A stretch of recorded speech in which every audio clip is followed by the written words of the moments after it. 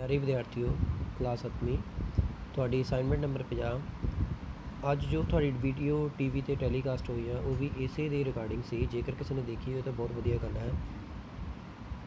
ਇਸ ਵਿੱਚ ਆਪਾਂ ਨੂੰ ਆਲੇਖ ਚਿੱਤਰ ਤਿਆਰ ਕਰਨਾ ਹੈ।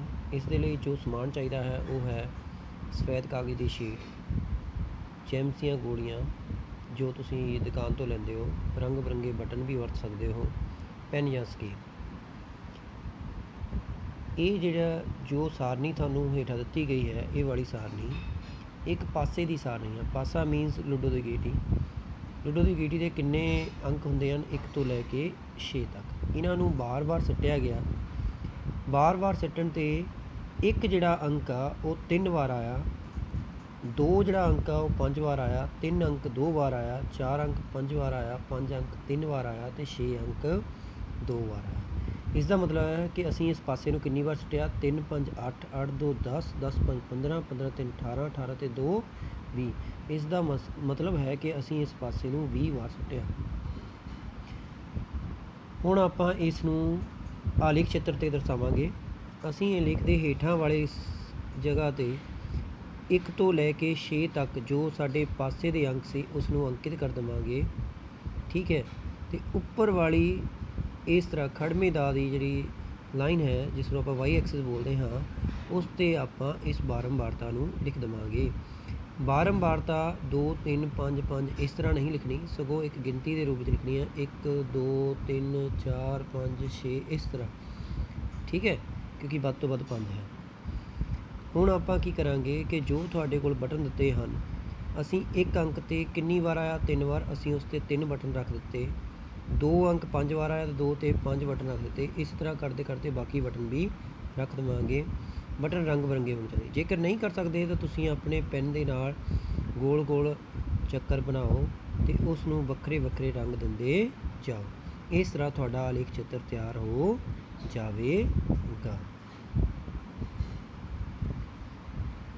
ਅਗਲੀ ਚੀਜ਼, ਤੁਹਾਨੂੰ ਲੂਡੋ ਦੀ ਗੀਟੀ ਦਿੱਤੀ ਗਈ ਹੈ, ਉਸ ਦੇ ਹਰ ਪਾਸੇ 1 2 3 4 5 6, ਠੀਕ ਹੈ। ਲੂਡੋ ਦੀ ਗੀਟੀ 'ਤੇ ਹੀ ਆਪਾਂ ਇਹ ਕੰਮ ਕੀਤਾ ਸੀਗਾ। ਤੁਹਾਨੂੰ ਇਸ ਤੋਂ ਇਹ ਪਤਾ ਚੱਲ ਗਿਆ ਕਿ ਕਿਸੇ ਵੀ ਨੰਬਰ ਦੇ ਆਉਣ ਦੀ ਸੰਭਾਵਨਾ ਬਰਾਬਰ ਹੈ। ਇਸ ਦਾ ਮਤਲਬ ਇਹ ਨਹੀਂ ਕਿ ਜੇ ਤੁਸੀਂ ਪਾਸੇ ਨੂੰ ਸੁੱਟਿਆ ਕਿ ਹੁਣ 6 ਹੀ ਆਵੇਗਾ। 2 ਵੀ ਆ ਸਕਦਾ ਹੈ, 3 ਵੀ ਆ ਸਕਦਾ ਹੈ, 4 ਵੀ ਆ ਸਕਦਾ ਹੈ, 5 ਵੀ ਆ ਸਕਦਾ ਹੈ ਅਤੇ 1 ਵੀ ਆ ਸਕਦਾ ਹੈ। ਇਸ ਤੋਂ ਸਾਨੂੰ ਇਹ ਪਤਾ ਲੱਗਾ ਕਿ ਇਸ ਪਾਸੇ ਵਿੱਚ ਹਰ ਇੱਕ ਅੰਕ ਦੇ ਆਉਣ ਦੀ ਸੰਭਾਵਨਾ ਬਰਾਬਰ ਹੈ, ਠੀਕ ਹੈ, ਕਿਉਂਕਿ ਹਰ ਇੱਕ ਅੰਕ ਇੱਕ ਵਾਰ ਹੀ ਦਿੱਤਾ ਗਿਆ ਹੈ। ਦੂਸਰਾ ਸਵਾਲ, ਮੰਨ ਲਓ ਕਿ ਇੱਕ ਸਿੱਕਾ ਬਾਰ-ਬਾਰ ਉਛਾਲਿਆ ਜਾ ਰਿਹਾ ਹੈ ਅਤੇ ਪ੍ਰਾਪਤ ਨਤੀਜਿਆਂ ਨੂੰ ਇਸ ਸਾਰਣੀ ਵਿੱਚ ਲਿਖਿਆ ਜਾ ਰਿਹਾ ਹੈ। ਚਿੱਤ ਤੇ ਪੱਟ।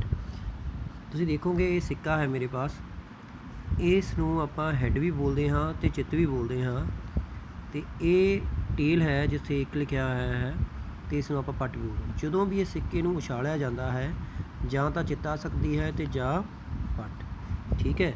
ਇਸ ਸਿੱਕੇ ਨੂੰ ਜਿੰਨੀ ਵਾਰ ਵੀ ਉਛਾਲਿਆ ਜਾਂਦਾ ਹੈ ਆਪਾਂ ਉਸ ਨੂੰ ਇਸ ਬਾਰੰਬਾਰਤਾ ਸਾਰਣੀ ਵਿੱਚ ਭਰਦੇ ਜਾਵਾਂਗੇ। ਜਿਵੇਂ ਉਸ ਪਾਸੇ ਨੂੰ ਸੁੱਟਿਆ ਸੀਗਾ, ਮੰਨ ਲਓ ਪਹਿਲੀ ਵਾਰ ਮੈਂ ਇਸ ਨੂੰ ਸੁੱਟਿਆ ਤਾਂ ਇਸ 'ਤੇ ਚਿੱਤ ਆਇਆ, ਯਾਨੀ ਕਿ ਹੈੱਡ, ਤਾਂ ਮੈਂ ਚਿੱਤ ਵਾਲੇ ਖਾਨੇ ਵਿੱਚ ਇਸ ਜਗ੍ਹਾ 'ਤੇ ਇੱਕ ਲਾਈਨ ਲਗਾ ਦੇਵਾਂਗਾ।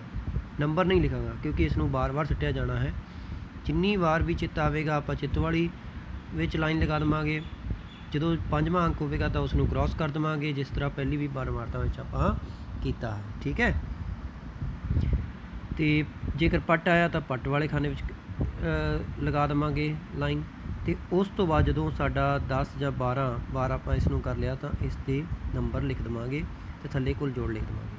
ਉਸ ਤੋਂ ਬਾਅਦ ਉਸ ਦਾ ਵੀ ਆਪਾਂ ਆਲੇਖ ਚਿੱਤਰ ਤਿਆਰ ਕਰ ਸਕਦੇ ਹਾਂ, ਠੀਕ ਹੈ ਜੀ। ਇਸ ਪੂਰੀ ਕਿਰਿਆ ਦੇ ਵਿੱਚ ਅਸੀਂ ਇਹ ਸਿੱਖਿਆ ਕਿ ਕੋਈ ਵੀ ਘਟਨਾ ਵਾਪਰਨ ਦੀ ਜੋ ਸੰਭਾਵਨਾ ਹੈ ਉਹ ਇੱਕ ਨਿਸ਼ਚਿਤ ਘਟਨਾ ਦੇ ਵਾਪਰਨ ਦੀ ਸੰਭਾਵਨਾ 1 ਹੁੰਦੀ ਹੈ। ਮੰਨ ਲਓ ਕਿ ਕੋਈ ਨਿਸ਼ਚਿਤ ਘਟਨਾ ਕੀ ਹੈ ਕਿ ਕੱਲ੍ਹ ਨੂੰ ਸੂਰਜ ਉੱਗੇਗਾ, ਇਹ ਹਮੇਸ਼ਾ ਹੀ ਉੱਗਣਾ ਹੀ ਉੱਗਣਾ ਹੈ। ਇਸ ਕਰਕੇ ਇਸ ਘਟਨਾ ਦੇ ਹੋਣ ਦੀ ਸੰਭਾਵਨਾ ਕਿੰਨੀ ਹੋਵੇਗੀ? 1 ਹੋਵੇਗੀ, ਠੀਕ ਹੈ। ਦੂਸਰਾ ਹੈ ਅਨਿਸ਼ਚਿਤ ਘਟਨਾ ਦੀ ਸੰਭਾਵਨਾ 0। ਕੋਈ ਵੀ ਅਜਿਹੀ ਘਟਨਾ ਜੋ ਨਾ ਹੋ ਸਕੇ ਤੇ ਅਸੀਂ ਉਸ ਦੇ ਹੋਣ ਦੀ ਸੰਭਾਵਨਾ ਵਿਅਕਤ ਕਰਨੀ ਹੋਵੇ ਤਾਂ ਅਸੀਂ ਉਸ ਨੂੰ 0 ਲਿਖਾਂਗੇ। ਜਿਵੇਂ ਕੱਲ੍ਹ ਸੂਰਜ ਪੱਛਮ ਵਿੱਚੋਂ ਚੜ੍ਹੇਗਾ, ਇਹ ਕਦੇ ਵੀ ਨਹੀਂ ਹੋ ਸਕਦਾ, ਇਸ ਕਰਕੇ ਹਮੇਸ਼ਾ ਇੱਥੇ ਕੀ ਹੋਵੇਗਾ, 0 ਹੋਵੇਗਾ। ਕਿਸੇ ਵੀ ਘਟਨਾ ਦੇ ਹੋਣ ਦੀ ਸੰਭਾਵਨਾ ਹਮੇਸ਼ਾ 0 ਤੋਂ 1 ਦੇ ਵਿਚਕਾਰ ਹੀ ਰਹਿੰਦੀ ਹੈ। ਜੇਕਰ ਉਹ ਘਟਨਾ ਹੋਣੀ ਹੋਵੇ ਤਾਂ 1 ਹੋਵੇਗੀ, ਜੇਕਰ ਉਹ ਘਟਨਾ ਨਹੀਂ ਹੋਣੀ ਹੋਵੇ ਤਾਂ 0 ਹੋਵੇਗੀ। ਜੇ ਉਹ ਘਟਨਾ ਹੋਣ ਦੇ ਸੰਭਾਵਨਾ ਵਿਚਕਾਰ ਹੋਵੇ, ਇਸ ਦਾ ਮਤਲਬ ਉਹ ਘਟਨਾ ਹੋ ਵੀ ਸਕਦੀ ਹੈ ਅਤੇ ਨਹੀਂ ਵੀ ਹੋ ਸਕਦੀ। ਸੰਭਾਵਨਾ ਕਿਸ ਦੇ ਬਰਾਬਰ ਹੋਵੇਗੀ, ਘਟਨਾ ਦੇ ਹੋਣ ਦੇ ਸੰਬੰਧ ਪਰਿਮਾਣ। ਜਿਸ ਤਰ੍ਹਾਂ ਮੰਨ ਲਓ ਆਪਾਂ ਚਿੱਤ ਆਉਣ ਦੀ ਸੰਭਾਵਨਾ ਦੱਸਣੀ ਹੋਵੇ ਤਾਂ ਚਿੱਤ ਜਿੰਨੀ ਵਾਰ ਵੀ ਇਸ ਜਗ੍ਹਾ 'ਤੇ ਆਇਆ ਹੋਵੇਗਾ ਅਸੀਂ ਉਸ ਨੂੰ ਉੱਪਰ ਲਿਖਾਂਗੇ, ਅਤੇ ਜਿੰਨੀ ਵਾਰ ਚਿੱਤ 'ਤੇ ਪੱਟ ਲਈ ਆਪਾਂ ਸਿੱਕੇ ਨੂੰ ਉਛਾਲਿਆ ਉਸ ਨੂੰ ਹੇਠਾਂ ਲਿਖਾਂਗੇ। ਇਸ ਤੋਂ ਹੀ ਦੇਖ ਸਕਦੇ ਹਾਂ, ਮੰਨ ਲਓ ਕਿ ਇਸ ਲੁੱਡੋ ਦੀ ਗੀਟੀ 'ਤੇ 1 ਆਉਣ ਦੀ ਸੰਭਾਵਨਾ ਕੀ ਹੈ, ਤਾਂ ਜਿੰਨੀ ਵਾਰ ਵੀ 1 ਆਇਆ ਹੈ ਭਾਵ 3, ਇਸ ਨੂੰ ਉੱਪਰ ਲਿਖਾਂਗੇ, ਇਸ ਅੰਕ ਨੂੰ ਉੱਪਰ ਲਿਖ ਦਿਆਂਗੇ, ਠੀਕ ਹੈ। ਅਤੇ ਜਿੰਨੀ ਵਾਰ ਇਸ ਪਾਸੇ ਨੂੰ ਸਿੱਟਿਆ ਗਿਆ ਉਹ ਕਿੰਨੀ ਵਾਰ ਹੈ, 20 ਵਾਰ, ਤਾਂ ਉਸ ਨੂੰ ਨੀਚੇ ਲਿਖ ਦੇਵਾਂਗੇ। ਇਹ ਹੋਵੇਗੀ ਸੰਭਾਵਨਾ ਕਿਸ ਦੇ ਆਉਣ ਦੀ, 1 ਆਉਣ ਦੀ, ਠੀਕ ਆ ਜੀ। ਕਲਾਸ 7ਵੀਂ ਅੱਜ ਤੁਹਾਡੀ ਸ਼ੀਟ ਨੰਬਰ 51। ਇਸ ਵਿੱਚ ਅਸੀਂ ਮੱਧਿਕਾ, ਮੱਧਮਾਨ ਅਤੇ ਬੋਲਕ ਬਾਰੇ ਗੱਲ ਕਰਾਂਗੇ। ਟੈਂਡੈਂਸੀਜ਼ ਬੋਲਦੇ, ਸੈਂਟਰ ਟੈਂਡੈਂਸੀਜ਼ ਇਹਨਾਂ ਨੂੰ ਬੋਲਿਆ ਜਾਂਦਾ ਹੈ। ਪਹਿਲਾ ਸਵਾਲ, ਕੀ ਮੱਧਮਾਨ ਹਰ ਪ੍ਰੇਖਣ ਤੋਂ ਵੱਡਾ ਹੁੰਦਾ ਹੈ? ਨਹੀਂ, ਮੱਧਮਾਨ ਹਰ ਪ੍ਰੇਖਣ ਤੋਂ ਵੱਡਾ ਨਹੀਂ ਹੁੰਦਾ, ਕੁਝ ਤੋਂ ਇਹ ਵੱਡਾ ਹੁੰਦਾ ਹੈ ਅਤੇ ਕੁਝ ਤੋਂ ਇਹ ਛੋਟਾ ਹੁੰਦਾ ਹੈ। ਤੁਹਾਨੂੰ ਅੱਗੇ ਜਾ ਕੇ ਦੱਸਾਂਗੇ ਕਿ ਕਿਉਂ, ਕਿਉਂਕਿ ਇਹ ਮੱਧ ਮੁੱਲ ਹੁੰਦਾ ਹੈ। ਅਗਲਾ ਕੁਐਸਚਨ, ਕੀ ਮੱਧਮਾਨ ਹਰ ਪ੍ਰੇਖਣ ਤੋਂ ਛੋਟਾ ਹੁੰਦਾ? ਇਹ ਪਹਿਲਾਂ ਹੀ ਦੱਸ ਚੁੱਕੇ ਹਾਂ ਆਪਾਂ ਕਿ ਮੱਧਮਾਨ ਜੋ ਵੀ ਉੱਤਰ ਆਉਂਦਾ ਹੈ ਪ੍ਰੇਖਣਾਂ ਦੇ ਵਿੱਚੋਂ ਉਹ ਕੁਝ ਪ੍ਰੇਖਣਾਂ ਤੋਂ ਵੱਡਾ ਹੁੰਦਾ ਅਤੇ ਕੁਝ ਪ੍ਰੇਖਣਾਂ ਤੋਂ ਛੋਟਾ ਹੁੰਦਾ ਹੈ। ਵਿਚ ਇਜ਼ ਦਾ ਲਾਰਜੈਸਟ ਨੰਬਰ, ਇਹਨਾਂ ਵਿੱਚੋਂ ਕਿਹੜਾ ਵੱਡਾ ਅੰਕ ਹੈ? ਅੰਕ ਤਾਂ ਤੁਹਾਨੂੰ ਦੱਸਣਾ ਆਉਂਦਾ ਹੀ ਹੈ ਕਿ ਕਿਹੜਾ ਅੰਕ ਵੱਡਾ ਹੈ। 4, 10, 12, 19 ਵਿੱਚੋਂ ਕਿਹੜਾ ਵੱਡਾ ਹੈ? 19। ਇਹਨਾਂ ਵਿੱਚੋਂ ਕਿਹੜਾ ਛੋਟਾ ਹੈ? 3, 9, 100, 10, ਇਸ ਤੋਂ 3 ਆਨਸਰ ਆ ਗਿਆ। ਤੁਹਾਨੂੰ ਇਹ ਲੱਭਣਾ ਆ ਗਿਆ ਕਿ ਕਿਹੜਾ ਅੰਕ ਵੱਡਾ ਹੈ ਅਤੇ ਕਿਹੜਾ ਅੰਕ ਛੋਟਾ। ਇਹ ਸਾਨੂੰ ਵਿਚਲਨ ਸੀਮਾ ਕੱਢਣ ਵੇਲੇ ਸਹਾਈ ਹੋਊਗਾ, ਕਿਉਂਕਿ ਉਸ ਵਿੱਚ ਆਪਾਂ ਵੱਡੇ ਅੰਕ ਵਿੱਚੋਂ ਛੋਟੇ ਅੰਕ ਨੂੰ ਕੀ ਕਰ ਦਈਦਾ ਹੈ, ਘਟਾਓ ਕਰ ਦਈਦਾ ਹੈ। ਅਗਲਾ ਸਵਾਲ, ਸਾਂਝਾ ਅੰਕ ਲਿਖੋ। ਕੀ ਲਿਖਣਾ ਇਹਨਾਂ ਦਾ? ਸਾਂਝਾ ਅੰਕ। ਸਾਨੂੰ ਵੇਟ ਦਿੱਤੇ ਆ 4 ਕਿਲੋ, 10 ਕਿਲੋ, 15 ਕਿਲੋ, 25 ਕਿਲੋ ਅਤੇ 11 ਕਿਲੋ ਦਾ ਸਾਂਝਾ ਅੰਕ। ਸਾਂਝਾ ਅੰਕ ਨੂੰ ਅਸੀਂ ਮੱਧਮਾਨ ਵੀ ਬੋਲਦੇ ਹਾਂ। ਮੱਧਮਾਨ ਦਾ ਫਾਰਮੂਲਾ ਹੁੰਦਾ ਹੈ ਪ੍ਰੇਖਣਾਂ ਦਾ ਜੋੜ ਬਟੇ ਵਿੱਚ ਪ੍ਰੇਖਣਾਂ ਦੀ ਸੰਖਿਆ। ਪ੍ਰੇਖਣ ਕਿਹੜੇ ਸੀਗੇ? 4 ਕਿਲੋ, 10 ਕਿਲੋ, 15 ਕਿਲੋ, 25 ਕਿਲੋ ਅਤੇ 11 ਕਿਲੋ। ਕਿੰਨੇ ਪ੍ਰੇਖਣ ਹਨ? 1, 2, 3, 4 ਅਤੇ 5। 5 ਨਾਲ ਭਾਗ ਕਰਤਾ, ਜੋੜ ਕਰਕੇ ਆਇਆ 65। 65 ਨੂੰ 5 ਨਾਲ ਭਾਗ ਕੀਤਾ, ਕਿੰਨਾ ਆਨਸਰ ਆ ਗਿਆ? 13। ਇਸੇ ਲਈ ਸਾਨੂੰ ਇਸ ਸਵਾਲ ਦਾ ਉੱਤਰ ਵੀ ਕਿੰਨਾ ਦਿੱਤਾ ਗਿਆ ਹੈ?